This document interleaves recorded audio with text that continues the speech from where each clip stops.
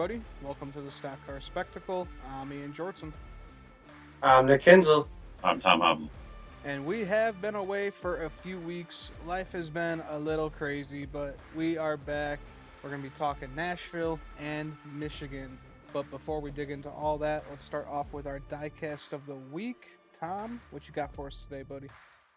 You guys have me going on auction sites now and buying things, spending money, but I got a cool one. This is a Jack Sprague autographed Ooh, truck diecast. Oh, So wow. it came in the mail the other day. It's definitely missing some parts and pieces. It's worse for wear, but I thought it was fun. Cool piece. And with Raja winning last week in the Hendrick cars, similar type scheme. So hell yeah. Jack Love it. Sprague, 9 diecast. Sweet. All right, Nick, what is your diecast of the week? So we are going to Michigan this weekend. So this is the one race weekend a year I can bust out the rarest car in my diecast collection. That is a 2011 Trevor Bayne JDRF Foundation car that he ran Michigan in 2011, I believe. You see, he's got little rookie bumpers on there, but.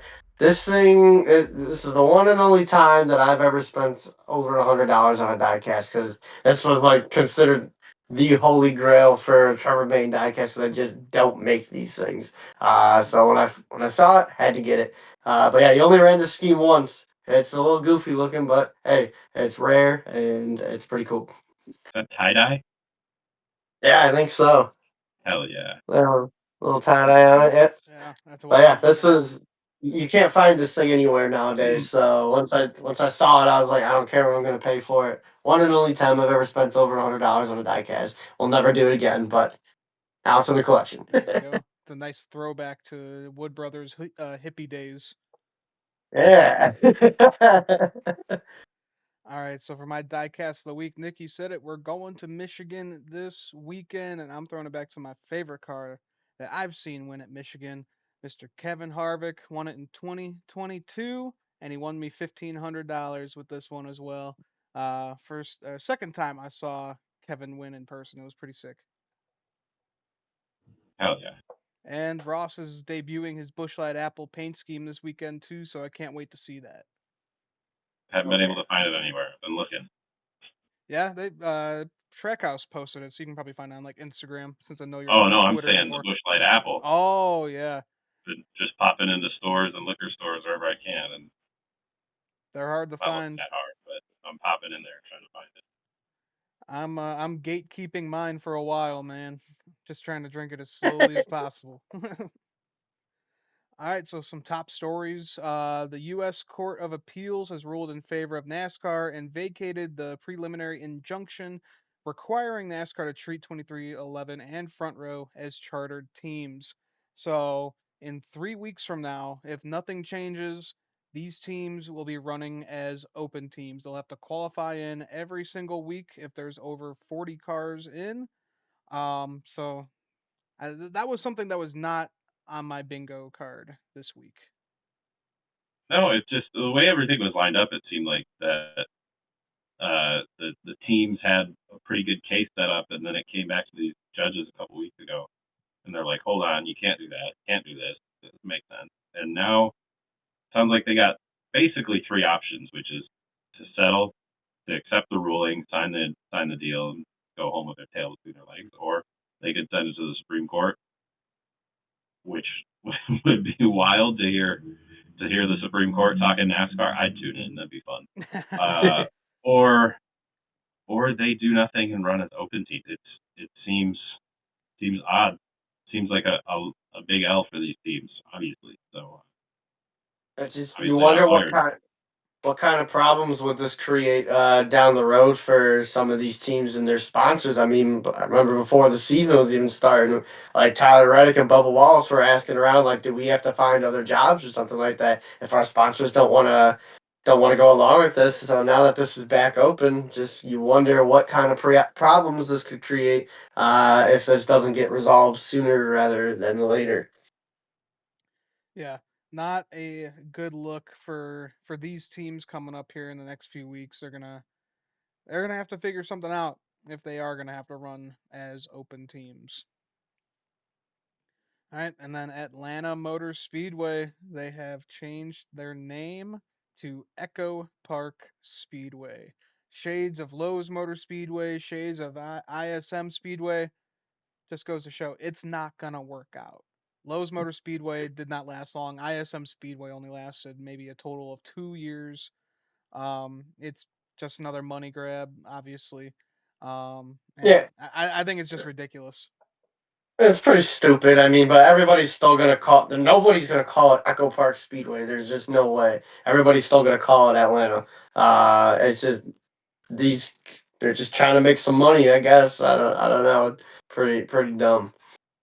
Yeah, I'm not too bothered by this because it sounds like that they're getting a pretty good investment in the racetracks, and any money going towards NASCAR and its tracks, I'm generally happy with. It shows the sport's growing, shows that people want to be in there. But I guess Echo Park is owned by the Smith family, so maybe there's not actually any new money going in. It's just odd. You'll hear it a lot on the broadcast. I'm sure it'll get annoying. They're trying to push it, especially in this first iteration, but I'm not really bothered by it. The same way I'm not bothered by like TV ratings right now when we just signed the 7 year deal. We shouldn't have to talk about TV ratings. Yeah. The thing that does bother me about it, the track on like Twitter, they're like posting, they're like, "Oh, first time around the track." Be like, "You guys are acting like this is a brand new track." It's really weird how they're kind of handling it all. All right, well, let's get into Nashville from this past weekend, guys. How about Raja Caruth breaking that losing streak, finally going to victory lane and doing it in Nashville, getting himself a pretty sweet looking guitar. Yeah, what a fantastic race that was. Just the battle down to the end of it. There were times where Raja would be able to break away from Corey Haim, but then there were times where he was right there. It was just a really entertaining truck race. Super happy for Raja. And I just love seeing races come down to the end with no bullshit caution at the end to stack up the field again. This was just a really exciting race, and really the trucks have been putting on some fantastic shows this season. Something we're not usually used to seeing, but they've been putting on some good races. So, congratulations to Raja. That was badass. Yeah, for sure. You had three really strong trucks in there. They didn't go out and wreck each other at the end there. Raja didn't seem to have as much speed, but he put his truck exactly where he needed to go, and that's a really compelling storyline for us to watch as the laps wind down. Even if there are no passes for the lead there, I mean, you could tell he was slower, and he was still able to get it done, and it shows that the skill is there in Raja. Yeah, absolutely. So, congrats to Raja. He's locked into the playoffs now. That's awesome. How about Allgaier? Man, he's our cheat code every time one of us picks him, except maybe Tom. I But mean, me and Nick, man, every time me and Nick pick him, Yeah, he yeah, gives us we're points. swimming with money over here. Yeah, but Justin Allgaier getting it done. Just good to see that this speed out of Gator, because every single week he looks good, but something just slaps him in the face and doesn't give him the win. But good to see him in victory lane at Nashville. for sure. And to get those guitars, he's like, I need to get one for my other daughter, and just another solid race, solid run for all guy. Yeah, but you guys are smashing me in the Xfinity points. I don't know what I'm doing. Really picked Ryan Sieg too many times, Yeah, Yeah. that'll do it. but like I'm looking at these points right now. We're we were dead even going into the week with our Cup Series points. We're within 20 points of each other in trucks, but Nick's got 240 Xfinity points. Ian's got 170. I have 65. Oh, So yeah, I got up my game in Xfinity. yeah. Saturdays are not good to you. No, definitely not. I'm leading in trucks. Hey, there you go. Trucks don't, trucks don't pay the big bill. Yeah. All right, and then during the weekend, NASCAR said that AJ Allmendinger's team made an adjustment to the splitter after pre-qualifying tech.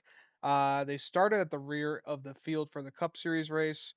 They lost their pit selection. They had to do a stop and go after taking the green flag. Their car chief got ejected and he had his hard card revoked. So that means every single week he has to go to credentials and go pick up his card. That is a huge slap in the face. That's basically NASCAR saying, all right, you fucked around with us for too long, fuck you. Yeah, I mean, and AJ's had surprisingly good speed for a collie car and whatnot, and just this is not the way. They need everything to go exactly right for him to sniff the playoffs here, and this is not how you want to start a race. So real life consequences for this, even if it's kind of funny to get this guy's card taken away. Yeah. I thought they just did that just like Ian said, just to be dicks about it. Like, ah, we don't have to do this, but we're gonna do it anyway. You go stand in the credential line while your entire team walks in. Yeah, but they were like, it was Jeff and Jordan saying like the teams usually travel together. Like the whole team's got to wait for this one dude. So it kind of punishes the whole race team every week, and it's indefinite, Yeah. which I think is funny, but also really shitty Hey, because it's like, make an example of mm, yeah, but it's just indefinite. Like, ooh, you want this back? You want this back? No, them. No. not this week. Maybe next week. Come back and ask us again nicely. Right. All right, and then the big story from the Cup Series race, Carson Hocevar is a straight up menace, and Ricky Stenhouse, he is just the most innocent driver ever. He's never done anything wrong. I guess that's the story that Ricky's coming out and saying. Like, where are you going with this? Carson Hocevar, man, he's driving like the man in black. That's what I gotta say.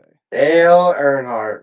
It's I watched two I watched the words. first episode of the Prime documentary, and it was a perfect week to do it because it's like, oh man, okay, it's exactly how a second year driver who's going to win 7 championships was driving. So, Absolutely, um, man.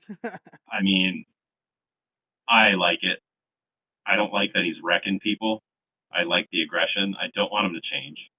Um, and I don't know. It's funny because you in the documentary there's a quote from Richard Petty. He got wrecked by Dale in that second season. He goes, "Man, you drive around the 3 car or whatever, and or the 2 car, and you figure out real quick that that's a bad idea." And that's what we heard about Ross Chastain. We're starting to hear that about Carson Hocevar now.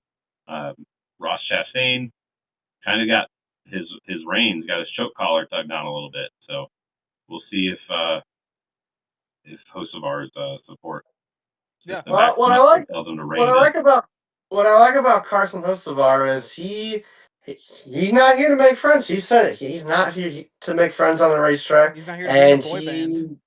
he's not apologetic, and he goes out there and does what he has to do, and he's the same guy every single week, and that's what I can respect about him. He if this is the reputation he wants to have, he's living up to it, and it doesn't seem like he wants to change it. Now, whether or not that's going to work for him, I guess we'll have to see. But that Spire car's got speed every single week. They unload fast in practice. They're good in qualifying. He's running really solid in these races. It's just when is it going to come to the point where maybe some of this stops a little bit? I personally don't know if it will. I think this is just who he thinks he wants to be, and we'll just have to see if it works for him. But yeah, this is exactly kind of like what old Dale Earnhardt did, and I'd say that worked out for him pretty well. Yeah, I mean, Carson, at least he can back it up. I mean, he finished second place in this race on Sunday. The kid is fast and he's aggressive, and I think that's what we need in NASCAR. We have too many drivers that are just they don't want to touch someone because they don't want to get into a fight. But Carson does not care. Carson just wants to get out there and win a race. He knows he's got a fast car. He He, knows he's a good driver. he, he's a great personality to have. Like there's too many vanilla drivers in this sport who have no emotion whatsoever. And Carson is the exact opposite of that, and that is what this sport needs. They need somebody like him. And honestly, if these guys want it to stop, somebody's gonna have to go up there and try and beat his ass. Good luck. He's a giant, but you can at least try. Otherwise, What he's just gonna keep doing it. what bothers me about it is, I mean, this is Spire Motorsports. They have one win historically, which is a Justin Haley Don't say rain that. shortened rain Don't say that. shortened race where Kurt Busch pulled off the racetrack. This team has been, yes, it's been getting better, but this team historically finishes outside the top 10, outside the top 15. What message does it send to the team when they're at a non-super speedway track and he finishes second, legit off speed, and he gets out of the car and he's downtrodden, disappointed. And enjoy the good stuff. They don't. You all these old guys get out of the car like, oh, we don't know if we're gonna win again. We don't. He's got this same attitude, but he doesn't have a cup win yet, and that bothers me a little bit. It's like I want to see him be like, yeah, I threw this car on my back. It's supposed to finish 15th, and I finished second with it. Take some pride in that. You already spun the guy out. You're gonna get out of the car and be like, I don't know. I got to see the replay. I'm not sure it was my fault. He should have given me more room. Whatever. Say what you want to react about the track, but then you're gonna be like, yeah, we finished second. It's not good enough. See you next week. It's like, come on, man. Enjoy yourself. You're a race car driver. It's not ultimately that serious. It's very serious. There's lots of money, but you finished second. That's an accomplishment Yeah, in that Spire car. yeah, that's a huge victory for that team. I mean, they have been waiting a long time to get one of their cars into these situations where they can make the playoffs. They can possibly win a race every single week. So it's good to see for this team because before, I mean, 5, 6 years ago, they were the laughing stock of NASCAR. Like everybody couldn't believe that one of these cars won at Daytona. It was ridiculous. And now who knows? Carson could go out and win this weekend at Michigan. Who knows? Especially with the way that things are looking. These big teams, the Hendricks, the Gibbs, the Penske's, should finish P1 through 11 every week. The way these teams are figuring out this car. So anytime you can get up into that space, the top 11, and you're not one of those drivers, you don't have one of those badges on the side of your car, that should be a huge accomplishment, especially at a non-super speedway. Yeah, absolutely. And then Ryan Blaney, guys, he broke the curse this year. It has been one hell of a ride this year, but he finally got to victory lane. He got to be Ryan fucking Blaney. We knew Again, it was like, coming. We knew it was coming. yeah. I mean, he had so much speed all year. One thing could mechanical failures get caught up in somebody else's mess. He's the only guy it seems that can pass consistently week in and week out. We knew it had to come soon, He and had he pulled it off. he had the ridiculous long run speed in practice on Mhm. Saturday. Anything 15 laps and above, Ryan Blaney was P1 in that category. So he had that long run car. And again, this is just another race that I'm glad didn't have some kind of BS yellow at the end.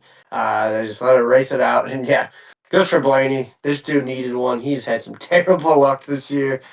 So now that he's got one, let's see where he goes with it. Yeah. And now all Penske drivers have been to victory lane this year, so that's something we don't really see usually early in the season. They kind of get hot late in the year in the playoffs, but we'll see how it works out for them. For Um, sure. I mean, that's now they got them all in. They've checked that box. Now they build 4 Phoenix cars. yeah, definitely just get That's ready their for that plan. championship That's race. what they want to do. Um, I mean, through 16 from 16 guys, you got 4 spots. You got a good chance of making that race. So if you work on your 4 Phoenix cars, somebody's going to go out there and take that championship, and that's what they do at the end of the year. So they're just doing it earlier than normal. So I don't think the other teams should be comfortable that they're peaking at the wrong time, because to me this just sounds like they got more time to prep for Phoenix. Yeah, no doubt. And I thought it was a pretty good race. We saw some pretty good battles. The great three-way battle that we had with Blaney, Hamlin, and William Byron. That was really fun to watch there. But so For sure. far, I mean, it was looking racy. It seems that these concrete tracks aren't really putting out good products. you don't see as much They're tire wear. unpredictable. They're not. They're just inconsistent. You're not sure, and then they all kind of got hemmed down to the bottom at the end. Um, Again, not an engineer, don't know what to do about it, but that's just the trend the industry seems to be noticing. Yeah, definitely. We're going to be making our picks for Michigan International Speedway this weekend. We got the Trucks and the Cup Series. The Xfinity Series is taking the week off.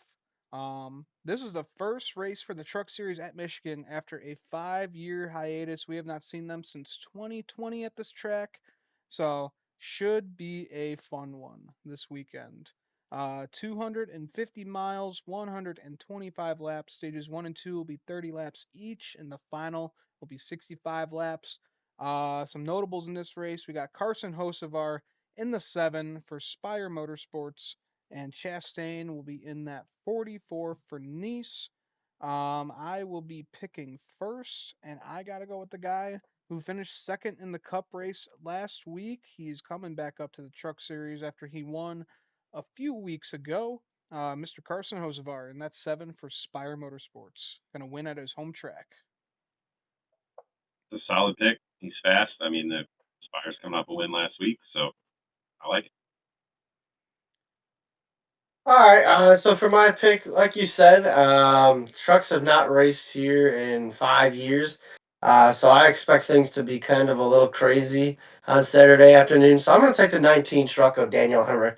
Uh, Coming off a top five run at Nashville, this team has finished in the top 10 in the last 7 races, I believe. They really don't have that race winning speed that I was kind of hoping for out of the 19 team and out of Bill McAnally Racing, but I do expect things to get a little crazy. And the last time things got a little crazy in the truck race, the 19 team was able to capitalize and go to victory lane in Martinsville. So for that reason, we're going to do our second backflip of the season. Daniel Hemrick survives the carnage in Michigan and goes to victory lane.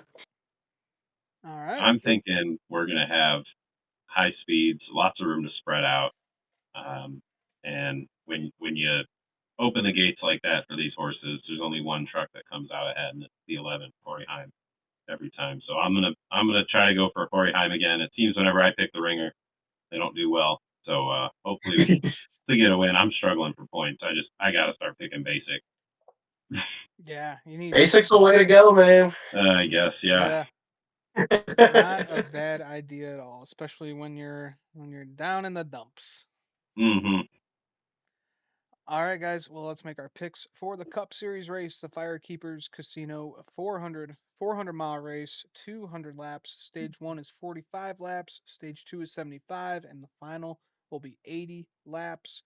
Reddick won here last year. That was another rainout. We've had two rainouts in a row at this track, which has absolutely sucked because we weren't able to stay on Monday. So, I'm well, telling you right now, this is going to be the last year I'm going to Michigan if this shit gets rained out again on Sunday. Because this will be 3 years in a row that happens. So if I don't get to see a full cup race on Sunday, I am never going to this track again. So Michigan, Mother Nature, you better step your shit up. yeah, well, good thing is we only have a 40% chance of rain for Sunday, so who Oh, knows? geez. We'll see. We'll Yeah, see. who knows? Uh, but yeah, hopefully we'll get this whole thing in on Sunday. So Nick, we will start off with you, buddy. Who is your pick to win on Sunday? Okay, so for my pick for the Cup race at Michigan, I'm going to go with last year's winner. I'm going to take Tyler Reddick. I know it's kind of been just a very kind of season for that team and for 2311. But with everything in the news this week, what better way to give a big old fuck you to the whole court system than for that 45 car to just go out, put on an ass whooping, win this race, and then just give the double birds. So give me car number 45. Tyler Reich is going to go to victory lane in Michigan. That would be electric. All right, Tom, who is your winner on Sunday? My winner is going to be somebody who runs up front all the time. Like I said, I'm going to go basic. He always seems to lead all these laps, can't finish it off. Not so great when he gets to the back of the field trying to catch lap traffic, but there's places to spread around here at Michigan. So we'll put the 24 in victory lane.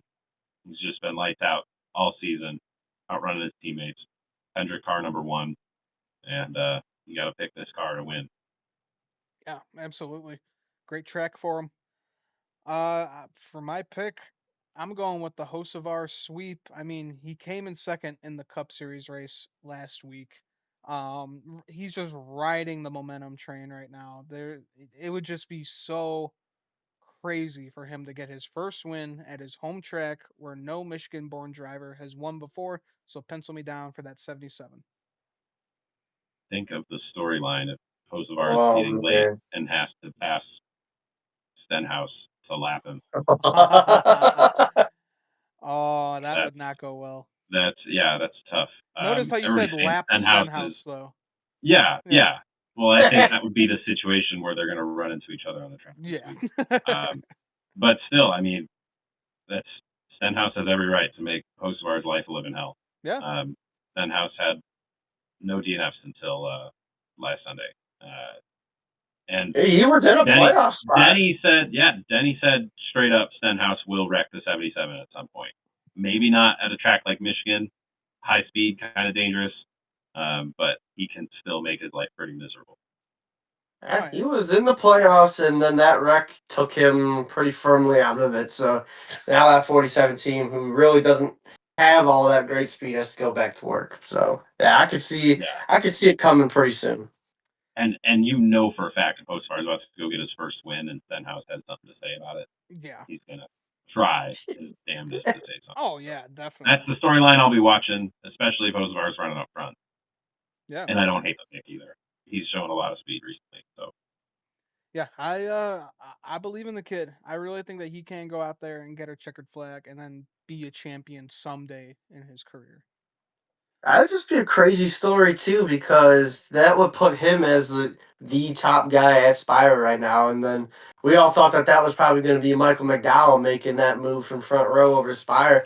McDowell's run okay this season, but In he's qualifying. most in qualifying, and then but most race weekends you'll find him either somewhere right at the bottom of the top 15 or not even in the top 15. While the 77's going up there doing what he does, so it's kind of crazy to think. Yeah. Michael McDowell always gets antsy towards the end of the race if he's up front. I think cost him finishes. We saw it at Texas. Well, Texas, yeah. He could have taken a top 5 in that race once he lost the lead and he binned it, put in the wall, and finished in the 30s. So uh, it's just tough. I think Carson is just out there for himself and is worrying about himself, trying to get the best finish he can.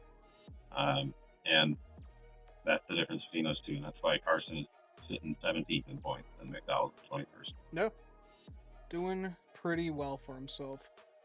Well, guys, that will about wrap it up. Any closing thoughts before NASCAR heads to the Irish Hills this weekend? Hope you boys have some fun. Enjoy it. Thank you, buddy. We're gonna be The rain partying better stay with our away. Canadian brothers up there. Oh my goodness, Oh maybe we yeah, can the yeah. I wildfire messaged smoke though. them. I got their campsite, so I messaged them. So we'll be all good for that. Awesome. Can't wait. Can't wait to hear the Canadian national anthem at the track. It's beautiful. Oh my goodness. My favorite. Absolutely. All right, everybody. Well, thanks for tuning into the Stock Car Spectacle. If you haven't yet, make sure to like our video, subscribe to our channel, and comment down below who you think is going to win this weekend. So that'll do it for us. I'm Ian Jortson. I'm Nick Kinzel. I'm Tom Hoblin. And we'll see you guys next time. Enjoy Michigan.